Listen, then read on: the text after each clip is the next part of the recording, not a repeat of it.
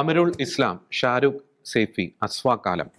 ഈ പേരുകൾക്ക് പിന്നാലെ മറ്റൊരു പേര് കൂടി ആ ലിസ്റ്റിലേക്ക് വന്നിരിക്കുന്നു, റോഷിദുൾ ഇസ്ലാം. ഈ കഴിഞ്ഞ ദിവസം വളരെ ഞെട്ടിക്കുന്ന ഒരു വാർത്ത കേരളത്തിൽ നിന്നും അതിഥി തൊഴിലാളികളുമായി ബന്ധപ്പെട്ട് പുറത്തു വന്നിരിക്കുന്നു. റോഷിദുൾ ഇസ്ലാം എന്ന് പറയുന്ന ഒരു വ്യക്തിയുമായി ബന്ധപ്പെട്ടാണ് തൃശ്ശൂരിൽ നിന്നും അയാളെ അറസ്റ്റ് ചെയ്യുന്നു. കൃത്യമായിട്ടുള്ള രാജ്യവിരുദ്ധ പ്രവർത്തനങ്ങളിൽ ഏർപ്പെട്ടതിൻ്റെ പേരിൽ പാകിസ്ഥാനും ബംഗ്ലാദേശും ഒക്കെയായിട്ട് വളരെ ഒരു കോണ്ടാക്റ്റ് നടത്തിയതിൻ്റെ പേരിൽ മാത്രമല്ല AK-47 തോക്കൊക്കെ ഈ പറയുന്ന വ്യക്തി വാങ്ങുവാൻ ശ്രമിച്ചിരുന്നു എന്നൊക്കെ പറയുന്ന ഞെട്ടിക്കുന്ന കണ്ടെത്തലുകളാണ് പോലീസ് പുറത്തുവിട്ടിരിക്കുന്നത്.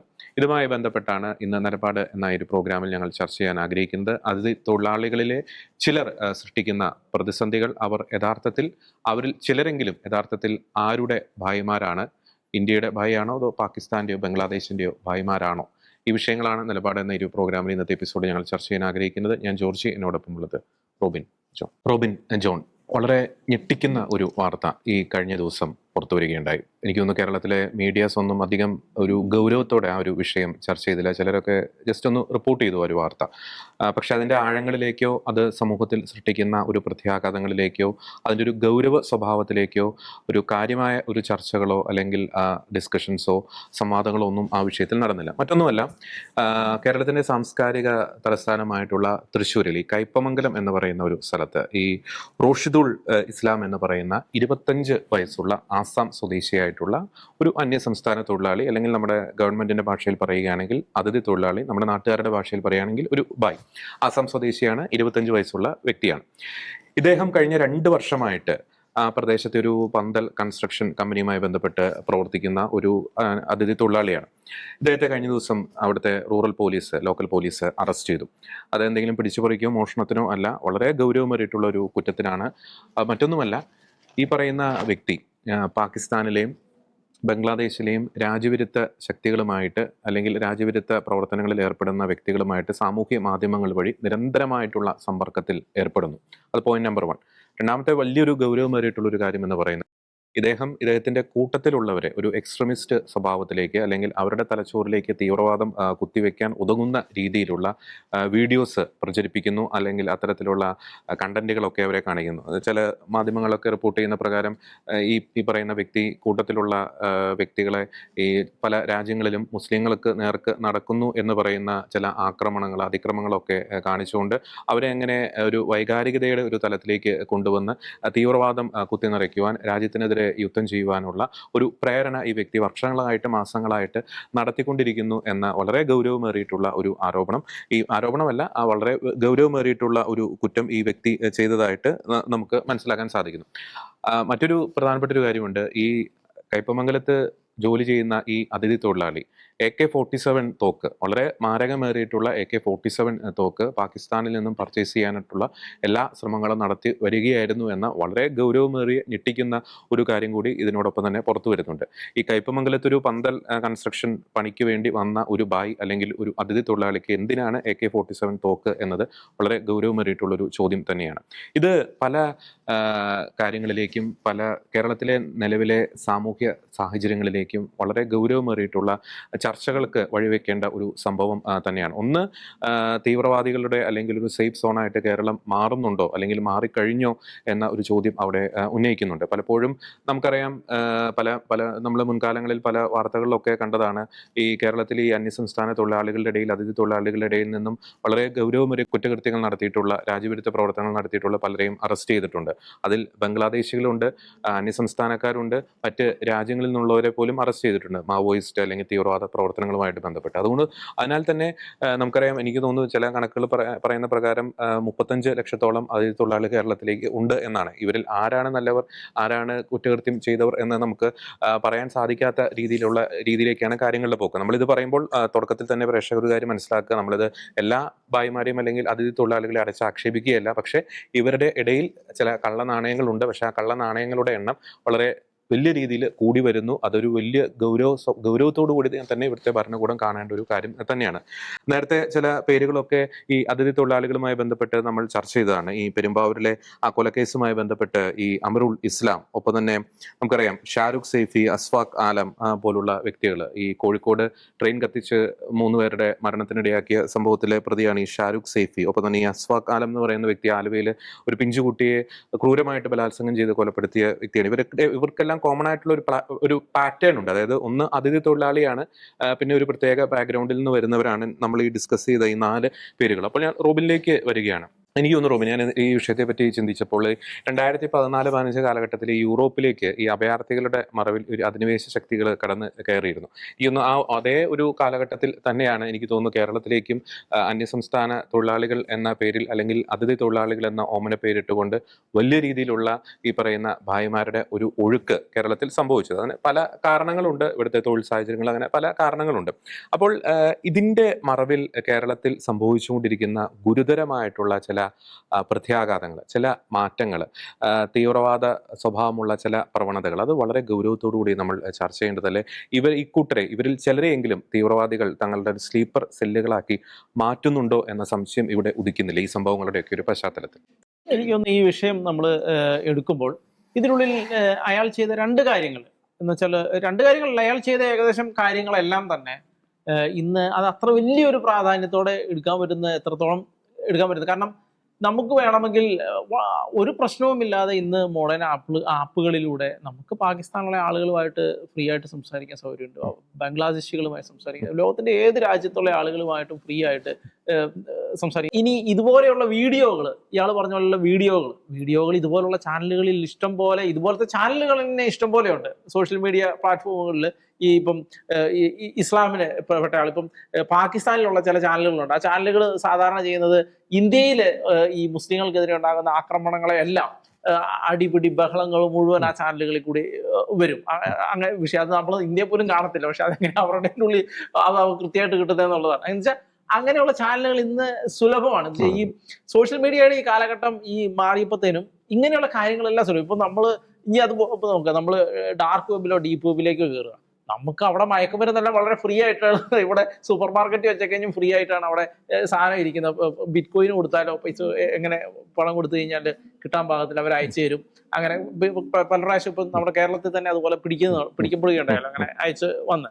അപ്പം ഇങ്ങനെ എന്ന് വെച്ചാൽ ഇതിനുള്ള എല്ലാ സാധ്യതകളും നമ്മുടെ നമ്മൾ ഈ ലോകത്തിന്റെ ഏത് മൂലയിലിരുന്നാലും ഉണ്ട് എന്നുള്ളതാണ്. പക്ഷെ ഇതിനുള്ള ഏറ്റവും നോട്ടബിൾ ആയിട്ടുള്ള ഒരു വസ്തു എന്ന് പറയുന്നത് ആ ഒരു മെന്റാലിറ്റി ഉണ്ട്, ഒരു തീവ്രവാദത്തിന്റെ ഒരു മെന്റാലിറ്റി ഉണ്ട് ഇതിനുള്ള. അതാണ് ശരിക്കും ഇത് പിടിക്കപ്പെടുന്നതിന്റെയും ഇതൊരു വലിയ പ്രശ്നമാകുന്നതിന്റെ കാരണം അതിനുള്ളൊരു തീവ്രവാദത്തിന്റെ ഒരു മെന്റാലിറ്റി ഉണ്ട് എന്നുള്ളതാണ്. ഈ മെന്റാലിറ്റി ഉള്ള ഒരുപാട് മനുഷ്യർ ഉണ്ട് എന്നുള്ളതാണ്. ഈ മെന്റാലിറ്റി ഉള്ള ഒരുപാട് മനുഷ്യർ ഈ ഭാഗങ്ങളിൽ നിന്ന്, ഇപ്പോൾ ബംഗാളിന്റെ ഭാഗങ്ങളിൽ നിന്ന്, ബംഗാളിനെ കുറിച്ച് നമ്മൾ പറയുമ്പോൾ തീർച്ചയായും നമുക്ക് ബംഗാളിന്റെ ബോർഡറുകളെ കുറിച്ച് അറിയാം. ബംഗ്ലാദേശികൾ ഒരുപാട് ഒഴുകിയെത്തുന്ന ബോർഡറാണ്. അവിടെ നിന്ന് തിരിച്ചിങ്ങോട്ട് കേരളത്തിലേക്ക് എത്തുന്ന ഒരു സാഹചര്യം. അപ്പം ഈ മെന്റാലിറ്റി ഉള്ള ഒരുപാട് ആളുകൾ എങ്ങനെ കേരളത്തിൽ ഹാർബർ ചെയ്യാൻ കഴിയുന്നു, നർച്ചർ ചെയ്യാൻ കഴിയുന്നു എന്നൊക്കെയുള്ള ഒരു ചോദ്യങ്ങളുണ്ട്. ആ ചോദ്യങ്ങൾ വളരെ ഭീകരമായ ചോദ്യങ്ങളാണ്. ആ ചോദ്യങ്ങൾക്കുള്ള ശരിക്കും അതിന്റെ ഒരു വശം കൂടിയാണ് നേരത്തെ നമ്മളെ കുറച്ച് പേരുകൾ എടുത്ത് കാണിച്ചത്. അതുപോലെ തന്നെ നമ്മുടെ ട്രെയിൻ തീവ്രവാദി ആക്രമണം നടത്തിയുമായിട്ടൊക്കെ ബന്ധപ്പെട്ട് ഉള്ള ചില കാര്യങ്ങളുണ്ട്. അപ്പം എങ്ങനെ ഇത്തരത്തിലുള്ള ആളുകൾക്ക് കേരളത്തിൽ വന്ന് ഇതുപോലെ തമ്പടിക്കാൻ കഴിയുന്നു എന്നുള്ളത് വളരെ പ്രധാനപ്പെട്ട ഒരു ചോദ്യമാണ്. നമ്മൾ ആശങ്കയോടെ കാണേണ്ട ചോദ്യമാണ്. എന്തുകൊണ്ട് നമ്മുടെ ഗവൺമെന്റിന്റെ സംവിധാനങ്ങൾ ഇതിനെ എത്രത്തോളം കാര്യക്ഷമമായിട്ട് കൈകാര്യം ചെയ്യുന്നുണ്ട് എന്നുള്ളതാണ്. കാരണം ഈ കേരളത്തിന്റെ ഒരു പ്രത്യേകത എന്ന് പറയുന്നത് തീർച്ചയായിട്ടും ഗൾഫിലേക്ക് ലക്ഷക്കണക്കിന് ആളുകളാണ് ഗൾഫിലുള്ളത്. ആ ലക്ഷക്കണക്കിന് ആളുകൾ ഗൾഫിലുള്ള ആ ഇടത്ത് വെച്ചിട്ട് തീർച്ചയായിട്ടും പാകിസ്ഥാനികളുമായിട്ടും ബംഗ്ലാദേശികളുമായിട്ടും എല്ലാം വളരെ ക്ലോസ് കോണ്ടാക്റ്റിനുള്ള സാധ്യതകളുണ്ട് എന്നുള്ളതാണ് ഒന്നാമത്തെ കാര്യം എന്ന് പറയുന്നത്. അതുകൊണ്ട് തന്നെ അവിടെ നിന്ന് കൃത്യമായിട്ട് തോതിൽ തീവ്രവാദം കേരളത്തിലേക്ക് ഇറക്കുമതി ചെയ്യാനുള്ള സാധ്യതയും ഉണ്ട് എന്നുള്ളതാണ്. അപ്പോൾ അതിന് നമ്മൾ എന്തുകൊണ്ട് അങ്ങനെ നമ്മൾ സംശയിക്കുന്നു എന്ന് പറയാൻ നമുക്കറിയാം. പാകിസ്ഥാനെ കുറിച്ചുള്ള ചില കാര്യങ്ങൾ വന്നാൽ, ബംഗ്ലാദേശിനെ കുറിച്ചുള്ള ചില കാര്യങ്ങൾ വന്നാൽ കേരളത്തിലെ ചില ആളുകൾ വളരെ തീവ്രമായി അതിനെതിരെ പ്രതികരിക്കുന്നു എന്നുള്ളതാണ്. കാരണം പലപ്പോഴും അതിനുള്ളിൽ തീവ്രവാദത്തിന്റെ എലമെന്റ് പോലും കാണേണ്ട ആവശ്യം ഉണ്ടാകുകയില്ല. എങ്കിൽ പോലും അവർ വളരെ തീവ്രമായിട്ട് അതിനെതിരെ പ്രതികരിക്കും. പലപ്പോഴും അങ്ങനെയൊക്കെയാണ് നിങ്ങൾ പാകിസ്ഥാനികളാണോ അല്ലെ ബംഗ്ലാദേശ്, അങ്ങനെയൊക്കെയുള്ള ചില ഡയമെൻഷനുകളിലേക്ക് ഇത് പോകുന്നതിന്റെ കാര്യം എന്ന് വെച്ച് കഴിഞ്ഞാൽ അവരുടെ ഉള്ളിൽ അങ്ങനെ ഒരു എലമെന്റ് വർക്ക് ചെയ്യുന്നുള്ളതാണ്. എന്ന് വെച്ചാൽ ആത്യന്തികമായി പറഞ്ഞാൽ ഇവിടുത്തെ ബി ജെ പി ഭരിക്കുന്ന NDA ഭരിക്കുന്ന ഈ ഗവൺമെന്റിനെ ഏത് രീതിയിലും ഇല്ലായ്മ ചെയ്ത്, എന്ന് വെച്ചാൽ ഒരു സൈക്കിക്ക്, ഇപ്പൊ നമ്മൾ BJP യോ അല്ലെ NDA യോ അനുകൂലിച്ച് പറയല്ല, പക്ഷെ ആളുകളുടെ മെന്റാലിറ്റി ആ രീതിയിലേക്ക് മാറി എന്നുള്ളത് ഒരു ഭയങ്കര പ്രതികാര ബുദ്ധിയോടെയുള്ള, രാജ്യത്തിന്റെ സുരക്ഷിതത്തെ കഴിഞ്ഞും രാജ്യത്തിന്റെ താല്പര്യത്തെ കഴിഞ്ഞും എങ്ങനെയാണെങ്കിലും ഇപ്പം പാകിസ്ഥാൻ ആക്രമിച്ച് ഇന്ത്യയെ കീഴടക്കി നശിപ്പിച്ചാലും കുഴപ്പമില്ല, ആര് നശിപ്പിച്ചാലും കുഴപ്പമില്ല, ഈ ഗവൺമെന്റ് ഇല്ലാതാവുകയാണ് ഏറ്റവും പ്രധാനപ്പെട്ട മുഖ്യം എന്ന് ചിന്തിക്കുന്ന രീതിയിലേക്ക് ചില തീവ്രമായ രീതിയിലേക്ക് ഇവിടുത്തെ പല സംഘടനകളും പല ആളുകളും അടക്കമുള്ള ആളുകൾ ആ മെന്റാലിറ്റി മാറുന്നു എന്നുള്ളതാണ് നമ്മൾ അപകടകരമായി ചിന്തിക്കുന്നത്. അപ്പം ഈ മെന്റാലിറ്റി ഭയങ്കര ഭീകരമാണ്. അപ്പോൾ ഇത് പ്രശ്നം എവിടെ വരുന്നു എന്ന് വെച്ചാൽ ഒരുപക്ഷെ ഇപ്പോൾ പ്രശ്നമൊന്നും ഉണ്ടാവില്ല, കാരണം ഇന്ന് രാജ്യം വളരെ ശക്തമായി നിൽക്കുന്ന സമയമാണ്, ഇപ്പോൾ പ്രശ്നമൊന്നും ഉണ്ടായെന്ന് വരില്ല. പക്ഷേ രാജ്യത്തിന്റെ ചുറ്റുവട്ടത്ത് മുഴുവനും ഒരു വലിയ അരക്ഷിതാവസ്ഥ സംജാതമാകുന്നു എന്നുള്ളൊരു വസ്തുത നിലനിൽക്കുന്നുണ്ട്. നമുക്ക് ചിന്തിക്കാം, ഒരു പക്ഷേ പാകിസ്ഥാൻ ഇന്ത്യയെ ആക്രമിക്കുന്നു, ബംഗ്ലാദേശ് ഒരു വശത്തു നിന്ന് ആക്രമിക്കുന്ന സാഹചര്യം ഉണ്ടാകുന്നു, ഇപ്പൊ ചൈന ഒരു വശത്തു നിന്ന് ആക്രമിക്കുന്ന സാഹചര്യം ഉണ്ടാകുന്നു. ഇങ്ങനെ ഒരു സാഹചര്യത്തിൽ നമ്മുടെ രാജ്യം അത്രത്തോളം അരക്ഷിതാവസ്ഥയിൽ നിൽക്കുന്ന ഒരു സമയത്ത് ഈ പറയുന്ന ഇതുപോലെ ഈ തീവ്രവാദ മനസ്കരായ കുറെ ആളുകൾ ഒരു വിപ്ലവവും ഒരു കൂട്ടക്കൊലപാതകങ്ങളും അങ്ങനെയുള്ള ഒരു തലത്തിലേക്ക് മാറിക്കഴിഞ്ഞാൽ ഏത് രീതിയിൽ നമുക്കതിനെ കൗണ്ടർ ചെയ്യാൻ കഴിയും എന്നുള്ളതാണ്. കാരണം പാകിസ്ഥാന് പണ്ട് മുതലേ ഈ 1947 ഇന്ത്യ വിഭജിച്ച കാലം മുതലേ പാകിസ്ഥാന് ഒരു താല്പര്യം ഉണ്ടായിരുന്നു. എന്ന് വെച്ചാൽ ഈ മലപ്പുറം, നമ്മുടെ ഈ മലപ്പുറം, കോഴിക്കോട്, കണ്ണൂർ ഏരിയ അങ്ങനെയൊക്കെയുള്ള ഒരു സ്ഥലം വെച്ചിട്ട് ഒരു രാജ്യം, അങ്ങനെ ഒരു ഇത് വേണം, ലക്ഷദ്വീപിന്റെ ആ ഭാഗങ്ങൾ, അങ്ങനെ ഒരു സാധനം വേണം. അതുപോലെ നമുക്കറിയാം, ഇപ്പൊ ഇന്ത്യയുടെ ചരിത്രം വായിക്കുമ്പോൾ അതിനുള്ളിൽ പറയുന്നുണ്ട്, ഈ നൈസാം ഒരിക്കലും ഇന്ത്യയോട് ചേരാൻ അദ്ദേഹം കൂട്ടാക്കിയിരുന്നില്ല. അദ്ദേഹം പറഞ്ഞ 2 ഓപ്ഷൻ ഇതായിരുന്നു: ഒന്നെങ്കിൽ ഞാൻ സ്വതന്ത്ര രാജ്യമായി നിൽക്കും, അത് ഇന്ത്യ ചരിത്രത്തിൽ നമ്മൾ വായിക്കുന്നതാണ്, ഒന്നെങ്കിൽ സ്വതന്ത്ര രാജ്യമായിട്ട് നിൽക്കും, ഇല്ലെങ്കിൽ ഞാൻ പാകിസ്ഥാന്റെ കൂടെ പോകും. അങ്ങനെ അയാൾ പറഞ്ഞിട്ട് അയാളെ കൊണ്ട് ബലമായിട്ടാണ് നമ്മൾ ഇന്ത്യൻ യൂണിയനിൽ അയാളെ കൊണ്ട് ലയിപ്പിച്ചതെന്നുള്ളതാണ്. എന്ന് വെച്ചാൽ അപ്പോൾ അന്ന് പാകിസ്ഥാന് ഈ ഹൈദരാബാദിന്റെ ആ ഭാഗങ്ങളുടെ മേലെ ഒരു കണ്ണുണ്ടായിരുന്നു തീർച്ചയായിട്ടും. അതുപോലെ ബംഗാളിൽ തീർച്ചയായിട്ടും ബംഗാള്, അതുപോലെ തന്നെ ഈ ബീഹാറിന്റെ ഭാഗങ്ങൾ, അവിടെയെല്ലാം ഇസ്ലാമിക ഭൂരിപക്ഷമുള്ള മേഖല, അതുപോലെ തന്നെ നമ്മുടെ മിഡിൽ ഈസ്റ്റ്, ഇത്രയും ഭാഗങ്ങൾ ചേർത്താണ് ബംഗ്ലാദേശ് അവർ വിഭാവനം ചെയ്തത്. അപ്പൊ ഈ ചിക്കൻ നെക്കിന്റെ കാര്യമൊക്കെ ഇന്നും ബംഗ്ലാദേശ് എടുത്ത് ഇടുമ്പോൾ നമ്മൾ മനസ്സിലാക്കേണ്ടത്, ഇത് ഇന്നോ ഇന്നലെയോ തുടങ്ങിയ ഒരു ആഗ്രഹത്തിന്റെ ഭാഗമല്ല, ഒരു സ്വപ്നത്തിന്റെ ഭാഗമല്ല, ഇത് പണ്ടേ ഉള്ള ഒരു സ്വപ്നത്തിന്റെ ഭാഗമാണ്. അപ്പോൾ അതുകൊണ്ട് ഇങ്ങനെയൊക്കെയുള്ള ഒരു അരക്ഷിതാവസ്ഥയിലേക്ക് പോകുന്ന സമയത്ത് ഇന്ത്യയുടെ പല ഭാഗങ്ങളിലും ഇതുപോലുള്ള ഒരു ലക്ഷ്യം വെച്ചുകൊണ്ട് ഇവര് ആക്രമണങ്ങൾ അഴിച്ചുവിടുന്ന ഒരു സാഹചര്യം ഉണ്ടായാൽ നമുക്ക് എങ്ങനെ നമ്മുടെ ആഭ്യന്തര സുരക്ഷ എങ്ങനെ അത് നിലനിർത്താൻ കഴിയും എന്നുള്ളതാണ് പലപ്പോഴും ഇപ്പൊ ഇങ്ങനെയുള്ള ആളുകളെയൊക്കെ പിടിക്കുമ്പോൾ പോലും നമ്മൾ മനസ്സിലാക്കേണ്ട ഒരു കാര്യം. അത് കൃത്യമായിട്ടും എനിക്ക് തോന്നുന്ന സുരക്ഷാ ഏജൻസികളോ അതുപോലെ സംസ്ഥാന സർക്കാരുകൾ അടക്കമുള്ള സംവിധാനങ്ങൾ ഇത് കൃത്യമായിട്ട് ഈ രീതിയിൽ ഇതിനെ പരിഗണിക്കേണ്ടത് അത്യാവശ്യമാണ് എന്നാണ് എനിക്ക് തോന്നുന്നത്. കാരണം എന്താണെന്ന് വെച്ച് കഴിഞ്ഞിട്ടുണ്ടെങ്കിൽ ഈ പലപ്പോഴും പല രാജ്യങ്ങളിലും ഇതുപോലെ സംഘർഷങ്ങൾക്കിടയിൽ, ഈ മറ്റൊരു രാജ്യമായിട്ടുള്ള ഉണ്ടാകുന്ന സംഘർഷങ്ങൾക്കിടയിൽ ഈ ആഭ്യന്തര കലാപം ഉണ്ടായി ഇവിടെ ഗവൺമെന്റിനെ മറിച്ചിടുക എന്നുള്ളൊരു തന്ത്രം ഉണ്ട്. അപ്പോൾ ആ തന്ത്രം തീർച്ചയായിട്ടും അമേരിക്ക, ഇപ്പം ഏറ്റവും നിസ്സാര ഒരു ഇന്ന് നടന്ന ഒരു ഉദാഹരണം വേണമെങ്കിൽ പറയാം നമുക്ക്. അഫ്ഗാനിസ്ഥാനിൽ അമേരിക്കയുടെ MQ-9 റീപ്പർ ഡ്രോണ് പാകിസ്ഥാനിൽ നിന്ന് അവിടെ എത്തി, അവിടെ അവർ വെടിവെച്ചിട്ട് അഫ്ഗാനിസ്ഥാൻ. എന്ന് വെച്ചാൽ ഔദ്യോഗികമായി പാകിസ്ഥാന് ഈ സാധനമില്ല, അമേരിക്ക കൊടുത്തിട്ടില്ല, അമേരിക്കയുടെയാണ് ഈ സാധനം, അത് അമേരിക്ക പാകിസ്ഥാൻ കൊടുത്തിട്ടില്ല. പക്ഷെ പാകിസ്ഥാനിൽ നിന്ന് ഈ സാധനം അഫ്ഗാനിസ്ഥാനിൽ ചെല്ലുകയും അവർ വെടിവെച്ചിടുകയും ചെയ്യുന്നത്. എന്ന് വെച്ചാൽ തീർച്ചയായിട്ടും നമ്മൾ മറ്റൊരു യുദ്ധത്തിലേക്ക് കടക്കുമ്പോൾ മനസ്സിലാക്കേണ്ടത് പാകിസ്ഥാൻ മാത്രമല്ല, ഇപ്പൊ പാകിസ്ഥാൻ ഇല്ലാത്ത ഒരു സാധനം പാകിസ്ഥാനിൽ നിന്ന് പോകണമെന്നുണ്ടെങ്കിൽ തീർച്ചയായിട്ടും അമേരിക്കയാണ് അവിടെ അത് ഓപ്പറേറ്റ് ചെയ്തേക്കുന്നത്, അമേരിക്കൻ സോൾജേഴ്സ് ആയിരിക്കണം അവിടെ ഓപ്പറേറ്റ് ചെയ്തിട്ടുണ്ടാവുക.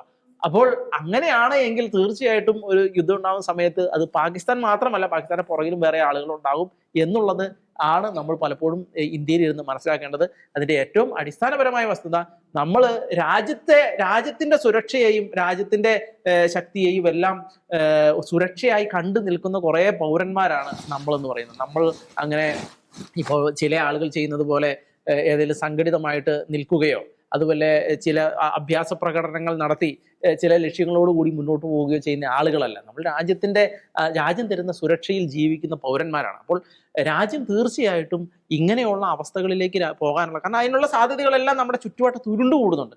ആ സാധ്യതകളിൽ ഇങ്ങനെയൊരു ആഭ്യന്തര സുരക്ഷ എത്രത്തോളം കാര്യക്ഷമമാണ് എന്നുള്ളത് തീർച്ചയായിട്ടും ഇങ്ങനെയൊക്കെയുള്ള സംഭവങ്ങളിലൂടെ കാര്യക്ഷമമായിട്ട് പരിശോധിക്കേണ്ടത് അത്യാവശ്യമാണ് എന്നുള്ളതാണ് നമുക്ക് ഈ കാലഘട്ടത്തിൽ പറഞ്ഞു വെക്കാൻ കഴിയുന്നത്. അത് കറക്റ്റാണ്. കാരണം ഈ അതിഥി തൊഴിലാളികളുമായി ബന്ധപ്പെട്ട് കേരളത്തിൽ ഇവർ സംഘടിച്ച് കഴിഞ്ഞാൽ ഉണ്ടാകാവുന്ന പ്രശ്നങ്ങൾ, പ്രതിസന്ധികൾ വെളിവാക്കിയ രണ്ട് സംഭവങ്ങളായിരുന്നു. ഈ കോവിഡിന്റെ സമയത്ത് ഈ പായിപ്പാട്, ചങ്ങനാശ്ശേരി പായിപ്പാട് ഇവരങ്ങ് കൂട്ടം കൂടി സംഘടിച്ച് നടത്തിയ ഒരു പ്രക്ഷോഭം.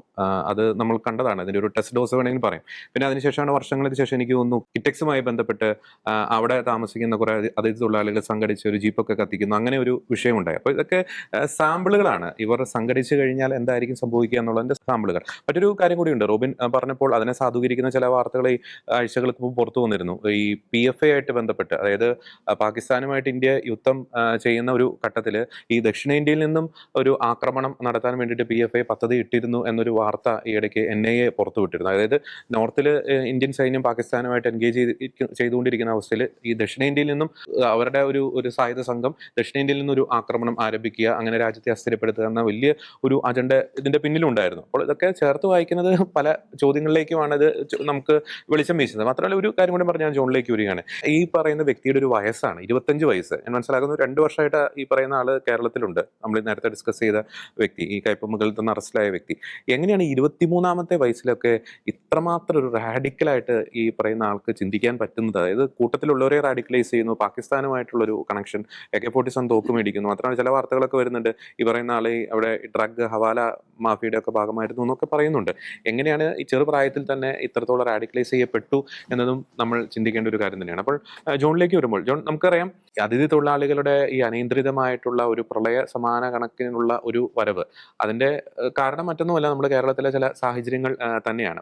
നമുക്ക് എങ്ങനെ ഈ ഒരു വിഷയത്തെ കൃത്യമായിട്ട് നമുക്ക് അഡ്രസ് ചെയ്യാം? ഇപ്പൊ അതിഥി തൊഴിലാളികൾ ഒരു സുപ്രഭാതത്തിൽ കൂട്ടമായിട്ട് ട്രെയിൻ കയറി നാട്ടിലേക്ക് പോയി കഴിഞ്ഞാൽ അക്ഷരാർത്ഥത്തിൽ കേരളം സ്തംഭിക്കും. അതൊരു യാഥാർത്ഥ്യം തന്നെയാണ്. പക്ഷേ നമുക്ക് ഈ തീവ്രവാദ എലമെന്റുകളെ അകറ്റി നിർത്തുകയും ചെയ്യണം. അപ്പോൾ ഈ രണ്ട് സാഹചര്യങ്ങളും കൂടെ നമ്മൾ കമ്പൈൻ ചെയ്ത് നോക്കുമ്പോൾ എങ്ങനെ നമുക്ക് ഈ വിഷയത്തെ കൃത്യമായിട്ടും കൗണ്ടർ ചെയ്യാൻ സാധിക്കും?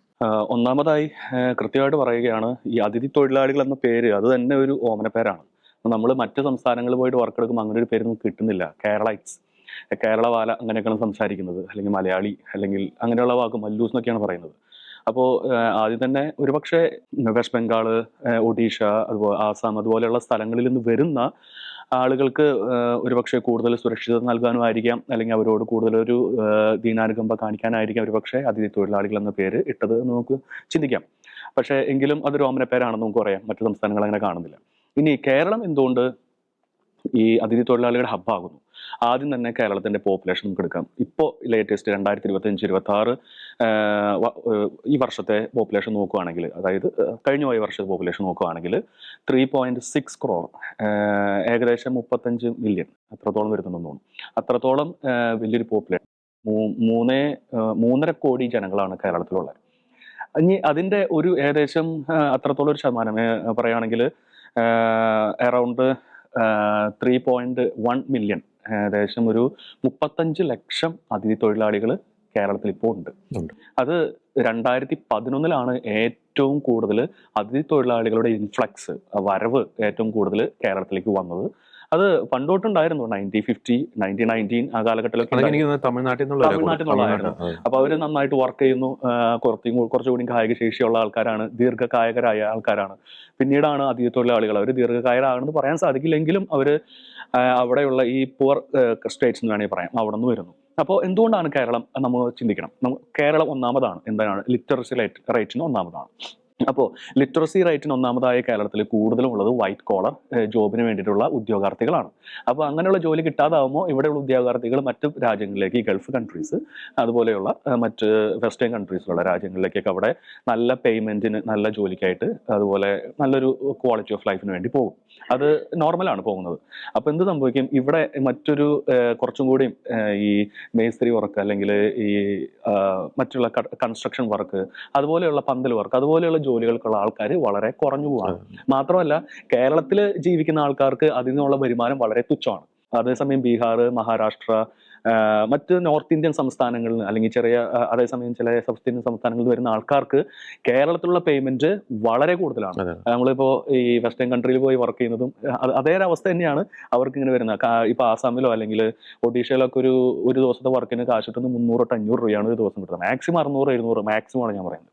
കേരളത്തിൽ ഇതിപ്പോൾ ഞാൻ പറയാം, എൻ്റെ വീട്ടിൽ വർക്ക് ചെയ്യുന്നു ഒരാൾക്ക് ഞാൻ കൊടുത്തിരുന്ന 1200 രൂപയാണ് ഒരാൾക്ക് ഒരു അതിഥി തൊഴിലാളിക്ക് കൊടുക്കേണ്ടത്. ഹെൽപ്പറായിട്ട് വരുന്നത് കുറച്ചും കൂടി കുറവാണെങ്കിലും അത്ര രൂപ ജോലി ചെയ്യുന്നുണ്ട്, ജോലിക്കുള്ള വേതനം നമ്മൾ കൊടുക്കുന്നുണ്ട്. ആ കാശ് കാണുമ്പോൾ അവരുടെ സംസ്ഥാനത്തിന്റെ ഇരട്ടി ശമ്പളം ഇവരെ ഒരൊറ്റ ദിവസം അവർക്ക് കിട്ടുകയാണ് ചെയ്യുന്നത്. അപ്പൊ ഏത് അതിഥി തൊഴിലാളിയാണ് അവിടെ വർക്ക് ചെയ്യാൻ ആഗ്രഹിക്കുന്നത്? തീർച്ചയായിട്ടും കേരളത്തിൽ വരും. അത് ശരി, വന്നോട്ടെ, കുഴപ്പമില്ല. അത്യാവശ്യം നമ്മൾ കേരളത്തിന്റെ റൈറ്റ് അനുസരിച്ച് നമ്മൾ അതിന്റെ സാലറി അല്ലെങ്കിൽ ശമ്പളം കൊടുക്കുന്നുണ്ട്. മാത്രമല്ല അതിന്റെ കൂടെ കൂട്ടിച്ചേർക്കാണ് ഈ കേരളത്തിലെ വിദ്യാഭ്യാസം വളരെ പേര് കാട്ടാൻ നമുക്കറിയാം. അപ്പോൾ ഇവർ ഫാമിലി ആയിട്ടാണ് കൂടുതലും അതിഥി തൊഴിലാളികൾ വരുന്നത്. അത് നല്ലൊരു ഫാമിലി ബാക്ക്ഗ്രൗണ്ടിൽ നിന്ന് വരുന്ന ആൾക്കാരായിരിക്കാം, നമുക്ക് അങ്ങനെ വിശ്വസിക്കാം. അപ്പൊ അങ്ങനെയുള്ള ആൾക്കാരാണ് കേരളത്തിൽ വരുന്നത്. അവർ ഫാമിലി ആയിട്ട് തന്നെ വർക്ക് ചെയ്യുന്നു. അപ്പൊ അവരുടെ പിള്ളേരെ ഈ കേരളത്തിൽ സ്കൂളുകളെ പഠിപ്പിക്കുന്നു. പ്രൈവറ്റ് സ്കൂളിലായിരിക്കാം അല്ലെങ്കിൽ അങ്ങനെ അല്ലാത്ത സ്കൂളിലായിരിക്കും പഠിപ്പിക്കുന്നുണ്ട്.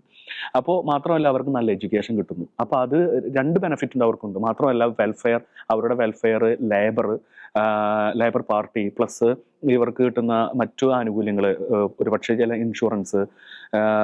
മാത്രമല്ല ഇവരുടെ പേയ്മെന്റ്, ലേബർ പേയ്മെന്റ് ലേറ്റ് ആകുന്നില്ല എന്നുള്ളതാണ് വേറെ കാര്യം. മറ്റ് സംസ്ഥാനങ്ങളുടെ പ്രശ്നം എന്ന് പറഞ്ഞാൽ ഒരു പക്ഷേ ഒരു വർക്ക് ചെയ്താൽ 2-3 ചിലപ്പോൾ ശമ്പളം കിട്ടിയില്ല എന്നായിരിക്കും. അങ്ങനത്തെ ഒരു ചൂഷണം അവിടെ നിലനിൽക്കുന്നുണ്ട്. അപ്പൊ അതിൽ നിന്നൊക്കെ രക്ഷപ്പെടാൻ വേണ്ടിയിട്ട് കേരളം നല്ലൊരു സ്ഥലമാണ് ഈ കാര്യത്തിലൊക്കെ. തീർച്ചയായിട്ടും നമുക്ക് തന്നെ നമ്മുടെ അഭിനന്ദിക്കാൻ പറ്റുന്ന, നമ്മുടെ തന്നെ ഒരു അഭിമാനിക്കാൻ പറ്റുന്ന ഒരു കാര്യമാണ്.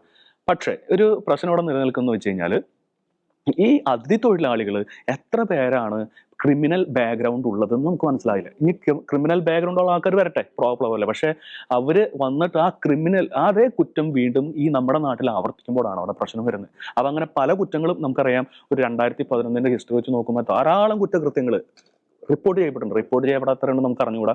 പെരുമ്പാവൂര് ഒരു നല്ലൊരു വളനിലമാണ്.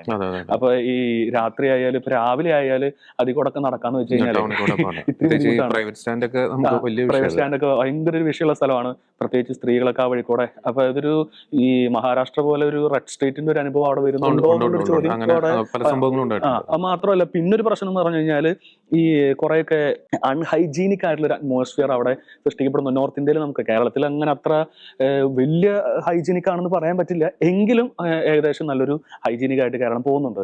പക്ഷേ ഈ നോർത്ത് ഇന്ത്യയിൽ പല സംസ്ഥാനങ്ങൾ എന്ന് പറഞ്ഞാൽ ഞാൻ പറയുന്നത് ഇൻഡോർ അങ്ങനെ നമുക്ക് കമ്പയർ ചെയ്യാൻ പറ്റില്ല, കാരണം അവർക്ക് നല്ല ഹൈജീനിക് സ്ഥലങ്ങൾ. അതേസമയം മറ്റ് സംസ്ഥാനങ്ങൾ പല സ്ഥലങ്ങളിലൊക്കെ അത്ര ഹൈജീനിക് അല്ലാത്ത സ്ഥലങ്ങൾ, അതേ ഒരു റിപ്പീറ്റേഷൻ നമ്മുടെ കേരളത്തിൽ ആവർത്തിക്കുന്നുണ്ടോ എന്ന് നമുക്ക് ചിന്തിക്കുന്നുണ്ട്. ഈ നമ്മുടെ ഈ അടുത്തുള്ള കൊടകര നോക്കിയാൽ മതി. രാവിലെ തന്നെ ഒരു പറ്റം, രാവിലെ ഒരു 6 മണി 7 മണി ആ സമയത്ത് ധാരാളം, കുറ്റപ്പെടുത്തുന്നല്ല കേട്ടോ, തീർച്ചയായിട്ടും ഒരു വർക്കിന് വേണ്ടി പോകുന്നതായിരിക്കും, അതിഥി തൊഴിലാളികളാണ് അവിടെ ഉള്ളത്. അപ്പോൾ അത്രത്തോളം ഇൻഫ്ലക്സ് കേരളത്തിലേക്ക് വരുന്നുണ്ട് പല കാര്യത്തിനായിട്ടും. പക്ഷേ ഇവരെ ഈ ഹയർ ചെയ്യുന്ന ഈ എംപ്ലോയേഴ്സ് ഇവരുടെ ഇവരുടെ ബാക്ക്ഗ്രൗണ്ട് മനസ്സിലാക്കുന്നില്ല എന്നുള്ളതാണ് കാര്യം. അപ്പോൾ ഇവരുടെ ആധാർ കാർഡ് ഉണ്ട്. അപ്പോൾ ഈ നമുക്കറിയാം കുറച്ച് നാള് ഏകദേശം ഒരു 4-5 വർഷമായിട്ടുള്ള ഈ അതിഥി തൊഴിലാളികൾക്ക് ഇതുപോലെയുള്ള വരുന്ന നമ്മൾ ബംഗാളികൾ എന്ന് വിളിക്കുന്നു. പണ്ട് ഗൂർഖകൾ എന്നാണ് വിളിച്ചിരുന്നത്, നേപ്പാളിൽ നിന്നുള്ള ആൾക്കാർ, ഗേറ്റ് കീപ്പേഴ്സ് ഒക്കെ. പിന്നെ അവിടെ നിന്നാണ് ഈ ബംഗാളികൾ എന്നുള്ളത്. ഇപ്പൊ ഭായിമാര്, ഹിന്ദിക്കാർ, അങ്ങനെയുള്ള നമുക്കറിയാം തമിഴ്നാട്ടിലുള്ള ആൾക്കാരൊക്കെ ഉണ്ടായിരുന്നു. അപ്പോൾ ഇവരുടെ ഐഡന്റിറ്റി ഇവർ നോക്കുന്നില്ല എന്നുള്ളതാണ് ഏറ്റവും പ്രധാനപ്പെട്ട കാര്യം. അങ്ങനെ നോക്കാതിരുന്ന ഒരു സമയത്താണ് ഈ ഒരു പ്രശ്നം ഇങ്ങനെ കൂടുതൽ വന്നിരുന്നത്. പിന്നീട് നോക്കിയിട്ട് വന്നിരുന്നു. അതേസമയം എൻ്റെ ഒരു ചിന്തയിലുള്ളൊരു ഭാഗം, ചിന്തയിലുള്ളൊരു ഇത്, അതായത് ഈ തീവ്രവാദത്തിലുള്ള അങ്ങനെയുള്ളൊരു മെന്റാലിറ്റി ഉള്ള ആൾക്കാരെ കേരളത്തിലേക്ക് റിക്രൂട്ട് ചെയ്യുന്നുണ്ടോ ഇതിന്റെ മറവിൽ നമുക്ക് സംശയിക്കേണ്ടിയിരിക്കുന്നു. പല സ്ഥലത്തും ഒരു പ്രത്യേക തരത്തിലുള്ള ഒരു തരം വികാരം ഉണർന്നു വരുമ്പോൾ അതിന്റെ പിന്നിൽ പ്രവർത്തിക്കുന്ന കൈകൾ പക്ഷേ കേരളത്തിലുള്ള എംപ്ലോയേഴ്സിന്റെ ആണോ, അതായത് ഇതിന്റെ മറവിൽ കൊണ്ടുവരുന്നതിനെ ആണോ നമുക്ക് സംശയിക്കേണ്ടിയിരിക്കുന്നു. സംശയം മാത്രമാണ്, യാഥാർത്ഥ്യമാണെന്ന് നിർബന്ധമില്ല. പക്ഷെ അതേസമയം കേരളത്തിൽ ധാരാളം സ്ലീപ്പർ സെല്ലുണ്ട് എന്ന് പറയപ്പെടുന്നുണ്ട്. അതിലും ഇവർ ഒരു ഭാഗവാക്കാക്കുന്നുണ്ടോ എന്ന് നമ്മൾ സംശയിക്കേണ്ടിയിരിക്കുന്നു. നമുക്കറിയാവുന്നതുപോലെ നമ്മുടെ വീടിന്റെ മതിലും വീടിന്റെ കെട്ടിടങ്ങളും ചുമരുകളും ഒക്കെ പണിത് ഒരു പക്ഷേ ഇന്നത്തെ കാലഘട്ടത്തിൽ കൂടുതൽ പണിത് തരുന്നത് ഈ ബംഗാളികളാണ്. അപ്പോൾ എത്രത്തോളം വിശ്വസ്തയോടെ നമുക്ക് ഇവരെ ഒരു കാര്യം ഏൽപ്പിച്ചു പോകാൻ പറ്റും, അതൊരു ചിന്താഗതിയാണ്. ഇപ്പൊ വീട്ടിലൊരു പെങ്ങളും അമ്മയും പെങ്ങളും മക്കളൊക്കെ ഉണ്ടെങ്കിൽ ഇവരാണ് വീട്ടിലൊക്കെ വർക്ക് ചെയ്യുന്നെങ്കിൽ, ഒരു പക്ഷെ ഇങ്ങനെ ക്രിമിനൽ ബാക്ക്ഗ്രൗണ്ട് ഉള്ള വ്യക്തികളാണ് വരുന്നെങ്കിൽ ഇവരുടെ വീടിന്റെ അടയാളമൊക്കെ നോക്കിയിട്ടാണ് കുറച്ച് നാളുകൾക്ക് ശേഷം ഒന്ന് മോഷണമോ കൊലപാതകമോ അല്ലെങ്കിൽ മറ്റു കേസുകളൊക്കെ നടത്തുകയാണെങ്കിൽ നമുക്കൊരു ഒന്നും ചിന്തിക്കാനും സാധിക്കില്ല. അപ്പൊ ക്യാമറ CCTV ഉണ്ടെന്ന് പറഞ്ഞിട്ട് കാര്യമൊന്നുമില്ല, നഷ്ടപ്പെട്ടു പോയി, അത്രേ ഉള്ളൂ. അപ്പോ ഇതിന്റെ ഈ ക്രിമിനൽ ബാക്ക്ഗ്രൗണ്ട് നമ്മുടെ ഇങ്ങനെയുള്ള ആൾക്കാർ, ക്രിമിനൽ ബാക്ക്ഗ്രൗണ്ട് ഉള്ള ആൾക്കാർ നമ്മുടെ കേരളത്തിൽ വരുമ്പോൾ സംഭവിക്കുക എന്ന് വെച്ചാൽ അത് കേരളത്തിലുള്ള ആൾക്കാർക്കാണ് കൂടുതൽ ദോഷം വരുന്നത്. അപ്പൊ ഈ 25 വയസ്സുകാരന്റെ കാര്യം പറഞ്ഞു, റഷീദിന്റെ കാര്യം പറഞ്ഞു. അദ്ദേഹം 25 വയസ്സുള്ളൂ. ഈ കൂടുതലും അതിനു മുമ്പ് ഒരു കാര്യം കൂടി കൂട്ടിച്ചേർക്കാണ്, കൂടുതലും നമുക്ക് ശ്രദ്ധിക്കണം, കൂടുതൽ ഒരു 14 തൊട്ട് 35 വയസ്സിനിടയിലുള്ള വ്യക്തികളാണ് ഈ തീവ്രവാദികൾ, ഭയങ്കര തീവ്രവാദികളായിട്ട് മാറുന്നത്. എവിടത്തെ ഡാറ്റ എടുത്ത് നോക്കിയാലും ഈ 14 തൊട്ട് 35 വയസ്സുള്ള ഒരു പ്രായം, ആ പ്രായത്തിലുള്ള ആൾക്കാരാണ് കൂടുതലും തീവ്രവാദ ഗ്രൂപ്പുകളിൽ ചെന്ന് പെടുന്നത്. കാരണം ആ സമയത്താണ് ഒരു യുവത്വത്തിന്റെ പ്രായം, ഏറ്റവും കൂടുതൽ ചാലകശക്തിയോടെ പ്രവർത്തിക്കേണ്ട കാര്യം. ആ ചാലകശക്തി തിന്മയ്ക്കായിട്ട് വിനിയോഗിക്കുകയാണെങ്കിൽ, അല്ലെങ്കിൽ തീവ്രവാദത്തിനായിട്ട് വിനിയോഗിക്കുകയാണെങ്കിൽ അതിന്റെ ഇഫക്റ്റ് വളരെ കൂടുതലായിരിക്കും. പക്ഷെ അതിനേക്കാളും പ്രായം ചെന്ന ആൾക്കാർ ഇതിന്റെ ബുദ്ധിശക്തികളായിട്ട് ഇങ്ങനെ ചെയ്യുന്നവർക്ക് വർക്ക് ചെയ്യുന്നതാണ് കാണുന്നത്. അപ്പൊ ഈ റഷീദ് എന്ന അങ്ങനെയുള്ളൊരു വ്യക്തി കേരളത്തിൽ വന്നതിന് ശേഷം പന്തൽ പണിക്കാരനായിട്ടാണ് അദ്ദേഹം വർക്ക് ചെയ്തത്. നമ്മുടെ നാട്ടിലിപ്പോ ധാരാളം ഇതുപോലെ ആൾക്കാർ വർക്ക് ചെയ്യുന്നുണ്ട്. അപ്പൊ അവരിൽ ആരാണ് ഇതുപോലെയുള്ള റഷീദ് പോലെയുള്ള മനസ്ഥിതിയുള്ള ആൾക്കാർ അല്ലയോ നമുക്കൊരു മനസ്സിലാവും. പുറമെ ഇവരുടെ മുഖം ചിരിയായിരിക്കും, സംസാരമൊക്കെയായിരിക്കും, കൂളൊക്കെ ആയിരിക്കും, പക്ഷെ എപ്പോഴാണ് ഒരു വെടിപ്പൊട്ടിക്കുക എന്ന്. ഇതുകൊണ്ട് എല്ലാവരും പൊട്ടയാണെന്നല്ല പറഞ്ഞത്. ഇതില് ഒരു പക്ഷേ ഒരു 5-10% ഇങ്ങനെ പോയിട്ടുണ്ടാവും, ഈ തീവ്രവാദ മൈൻഡ് സെറ്റ് ഉള്ളവരുണ്ടാവും. പക്ഷെ ഇതിന് അത് മൊത്തം, അതായത് ഒരു വെള്ളം അത്ര ശുദ്ധമാണെങ്കിലും അതിലൊരു തുള്ളി പോയിസൺ ഒഴിച്ച് കഴിഞ്ഞാൽ സാധനം പോയിസണാണ്. അതൊരവസ്ഥ പോലെയായിരിക്കും വരുന്ന അതിഥി തൊഴിലാളികൾ നമ്മൾ കണ്ടുപോകുന്നത്. അവർ തെറ്റായിട്ടല്ല, പക്ഷെ ഇങ്ങനെ ഒരു കുറച്ച് ആൾക്കാർ ഒരു 5%-10% വരുമ്പോൾ അവർ മൊത്തമാണ് അവർക്കാണ് പ്രശ്നം വരുന്നത്. അപ്പോൾ ഇങ്ങനെ വരുന്ന ആൾക്കാർ, ഇങ്ങനെ മനസ്ഥിതിയോടെ വരുന്ന ആൾക്കാരിൽ ഒരു ഉദാഹരണമാണ്, ഒരാളെ പിടിക്കപ്പെട്ടിട്ടുള്ളൂ, അതിന്റെ ഒരു ഉദാഹരണമാണ് റഷീദ് എന്ന് പറയുന്ന അദ്ദേഹം. എന്തിനാ വേണ്ടിയിട്ടാണ് കേരളത്തിൽ വന്നിട്ട് ഈ പാകിസ്ഥാനികളായിട്ട് ഇതുപോലെ തീവ്രവാദ ബന്ധമുള്ള ആൾക്കാരായിട്ട് മറ്റുള്ള ആൾക്കാരെ ഇതുപോലെ ഈ മസ്തിഷ്ക ക്ഷാളനം നടത്തിയെന്നൊക്കെ പറയുന്നുണ്ട്. അതുപോലെ തന്നെ തോക്കൊക്കെ ഓർഡർ ചെയ്യേണ്ട ആവശ്യമൊക്കെ എന്തിനിരിക്കുന്നു, തോക്കൊക്കെ എന്തിനിരിക്കുന്നു, ഈ തേക്കാനും അതുപോലെ തന്നെ പണിയെടുക്കാനൊക്കെ തോക്കേണ്ട ആവശ്യമുണ്ടെന്ന് എനിക്ക് തോന്നിയിട്ടില്ല. ഇത് ഒരാളെ പിടിക്കപ്പെട്ടിട്ടുള്ളൂ. അപ്പൊ കേരളത്തിൽ ഞാൻ പറഞ്ഞു, കേരളത്തിൽ ഇപ്പൊ ജനസംഖ്യയുടെ ഏകദേശം 10%, 10% വേണ്ട, ഒരു 3-4-5% അതായത് 35 ലക്ഷത്തോളം അതിഥി തൊഴിലാളികളാണ്. അത് വലിയൊരു കാര്യമാണ്. അപ്പൊ ഇതിൽ എത്ര പേര് ഇതുപോലെ റഷീദ് മനസ്സുള്ള ആൾക്കാരുണ്ട് എന്ന് നമുക്ക് ചിന്തിക്കേണ്ടിയിരിക്കുന്നു. കേരളത്തിലെ ഒരവസ്ഥയാണ്. അപ്പോൾ എൻ്റെ ഒരു അഭിപ്രായമല്ല, എൻ്റെ ഒരു അഭ്യർത്ഥന, അതിഥി തൊഴിലാളികൾ എന്ന് തന്നെ വിളിച്ചു നോക്കി, കുഴപ്പമില്ല. ഈ ഗസ്റ്റ് ലെക്ചർ എന്നൊക്കെ പറയുന്ന പോലെ തന്നെ അതിഥി തൊഴിലാളികൾ വിളിച്ചു നോക്കി, തെറ്റില്ല. പക്ഷേ പ്രധാനപ്പെട്ട കാര്യം ശ്രദ്ധിക്കുന്നത്, ഈ വരുന്ന തൊഴിലാളികൾക്ക് അവരുടെ ബാക്ക്ഗ്രൗണ്ട് പരിശോധിച്ചിട്ട് വേണം തീർച്ചയായിട്ടും ഈ എംപ്ലോയ്മെന്റ്, അതിനുള്ള സ്ട്രിക്റ്റ് ആയിട്ടുള്ളൊരു നടപടി കേരള ഗവൺമെന്റ് എടുക്കണം എന്ന് തന്നെയാണ്.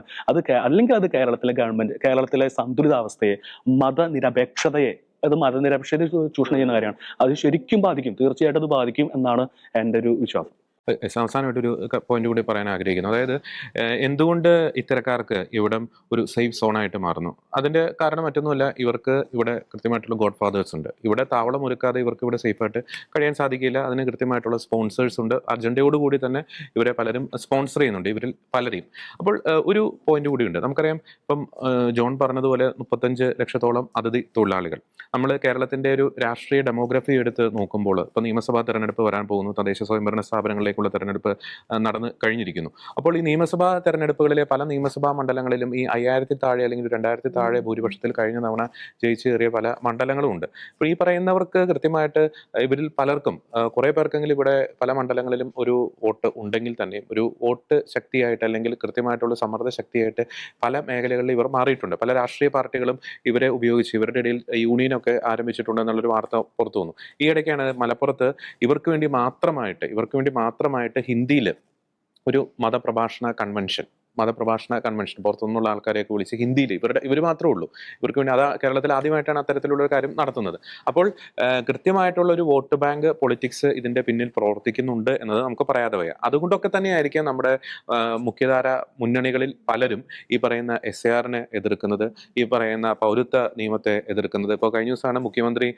കേരളത്തിന് വേണ്ടി മാത്രമായിട്ട് പൗരത്വ ഭേദഗതിക്ക് കൗണ്ടറായിട്ട് ഒരു നേറ്റിവിറ്റി സർട്ടിഫിക്കറ്റ് ഒക്കെ കൊണ്ടുവരും എന്നൊക്കെ അങ്ങ് പറയുന്നത്. അതിന്റെ പിന്നിലുള്ള ലക്ഷ്യങ്ങൾ എന്താണ് എന്നത് നമ്മൾ കണ്ടറിയേണ്ടിയിരിക്കുന്നു, നമ്മൾ ഈ ചർച്ച ചെയ്ത ഈ വിഷയങ്ങളിലേക്ക് ഒരു പശ്ചാത്തലത്തിൽ. അതിനാൽ തന്നെ ഇവിടുത്തെ രാഷ്ട്രീയ പാർട്ടികളിൽ പലരും ഇവർക്ക് കുടപിടിക്കുന്നുണ്ട്, താൽക്കാലികമായിട്ടുള്ള ചില വോട്ട് ബാങ്ക് രാഷ്ട്രീയത്തിന്റെ പേരിൽ കുടപിടിക്കുന്നുണ്ട് എന്ന് നമുക്ക് പറയാതെ വയ്യ. അപ്പോൾ കൃത്യമായിട്ടുള്ള ഒരു ചെക്കിംഗ് സംവിധാനം, ഒരു സ്ക്രീനിങ് സംവിധാനം കൂടിയേ തീരൂ, അടിയന്തര പ്രാധാന്യത്തോടുകൂടി കൂടിയേ തീരൂ. ഇത് പറയുമ്പോൾ ഒരു കാര്യം കൂടി വീണ്ടും പറയാൻ ആഗ്രഹിക്കുന്നു. ഈ പറയുന്ന 35 ലക്ഷം പേരിൽ ഭൂരിഭാഗം പേരും നല്ല ഉദ്ദേശത്തോടെ തങ്ങളുടെ കുടുംബത്തിന് വേണ്ടി പണിയെടുക്കണം എന്ന ഉദ്ദേശത്തോടു കൂടി ഇവിടെ നിസ്വാർത്ഥമായി പണിയെടുക്കുന്ന ലക്ഷങ്ങളുണ്ട്. പക്ഷെ അവരുടെ പേര് ചീത്തയാക്കുന്ന രീതിയിലാണ് ഈ പറയുന്ന റഷീദുൽ ഇസ്ലാം അല്ലെങ്കിൽ നേരത്തെ പറഞ്ഞ പല പേരുകളിൽ ഉള്ളവർ ഇവിടെ വന്ന് അവരുടെ പേര് കൂടി ചീത്തയാക്കുന്ന രീതിയിൽ അല്ലെങ്കിൽ അവരെ ഒരു പ്രതിക്കൂട്ടിലാക്കുന്ന രീതിയിൽ പലരും പ്രവർത്തിക്കുന്നത്. അതൊരിക്കലും അനുവദിച്ചുകൂടാ. അത് ഇത്തരത്തിൽ മുന്നോട്ട് പോവുകയാണെങ്കിൽ അത് കേരളത്തിൻ്റെ സാമൂഹിക സാമുദായിക സന്തുലിതാവസ്ഥയെ തന്നെ ഗുരുതരമായി ബാധിക്കുന്ന രീതിയിലേക്കായിരിക്കും കാര്യങ്ങൾ പോകുക. നിലപാട് ഈ ഒരു പ്രോഗ്രാമിൽ ഞങ്ങൾ ചർച്ച ചെയ്തതുപോലെ കൃത്യമായിട്ടുള്ള സ്ക്രീനിങ് അടിയന്തര പ്രാധാന്യത്തോടു കൂടി തന്നെ കേരളത്തിൽ നടപ്പാക്കേണ്ടിയിരിക്കുന്നു. അതിഥി തൊഴിലാളികളുമായി ബന്ധപ്പെട്ട് നല്ല ഉദ്ദേശത്തോടെ ജീവിക്കണം എന്ന ഉദ്ദേശത്തോടെ കേരളത്തിലേക്ക് വരുന്ന അനേകായിരം അതിഥി തൊഴിലാളികളുണ്ട്. പക്ഷേ അവരുടെ പേര് ചീത്തയാക്കുന്ന രീതിയിലാണ് പലരും പ്രവർത്തിക്കുന്നത്. ഇവരുടെ ഇടയിൽ രാജ്യവിരുദ്ധ ശക്തികൾ നുഴഞ്ഞു കയറുന്നു. ഇവരുടെ ഇടയിൽ മാവോയിസ്റ്റ് ശക്തികൾ നുഴഞ്ഞു കയറുന്നു. ഡ്രഗ്സുമായി ബന്ധപ്പെട്ടുള്ള അത്തരത്തിലുള്ള മാഫിയ നുഴഞ്ഞു കയറുന്നു. ഹവാല പണക്കാർ നുഴഞ്ഞു കയറുന്നു. അതിനാൽ തന്നെ ഇത് അങ്ങ് കണ്ണടച്ച് ഒന്നും സംഭവിക്കുന്നില്ല അല്ലെങ്കിൽ നിസ്സംഗതാ മനോഭാവത്തോടെ ഈ പ്രവണതയെ നമ്മൾ കണ്ടു കഴിഞ്ഞാൽ, ഭരണാധികാരികൾ കണ്ടു കഴിഞ്ഞാൽ അത് കേരളത്തിൻ്റെ നാശത്തിലേക്കായിരിക്കും അത് കൊണ്ടുചെന്ന് എത്തുക. ഓർക്കുക, കേരളത്തിൽ നിന്ന് അനിയന്ത്രിതമായിട്ട് വിദേശ കുടിയേറ്റം നടന്നുകൊണ്ടിരിക്കുന്നു. പാരലായിട്ട് തന്നെ കേരളത്തിലേക്ക് ഇത്തരത്തിലുള്ള അതിഥി തൊഴിലാളികളും വന്നുകൊണ്ടിരിക്കുന്നു. ഈ പോക്ക് പോയാൽ വർഷങ്ങൾക്ക് ശേഷം കേരളത്തിൻ്റെ അവസ്ഥ എന്തായിരിക്കുമെന്ന് ചിന്തിച്ചാൽ നല്ലത്. വിവേകത്തോടു കൂടി അത്തരം സാഹചര്യങ്ങളെ നോക്കിക്കണ്ടാൽ നല്ലത് എന്ന നിലപാട് അറിയിച്ചുകൊണ്ട് മറ്റൊരു വിഷയത്തിലെ നിലപാടുമായി ഞങ്ങൾ വീണ്ടും വരുന്നതായിരിക്കും. എല്ലാ പ്രിയപ്പെട്ട പ്രേക്ഷകർക്കും നന്ദി.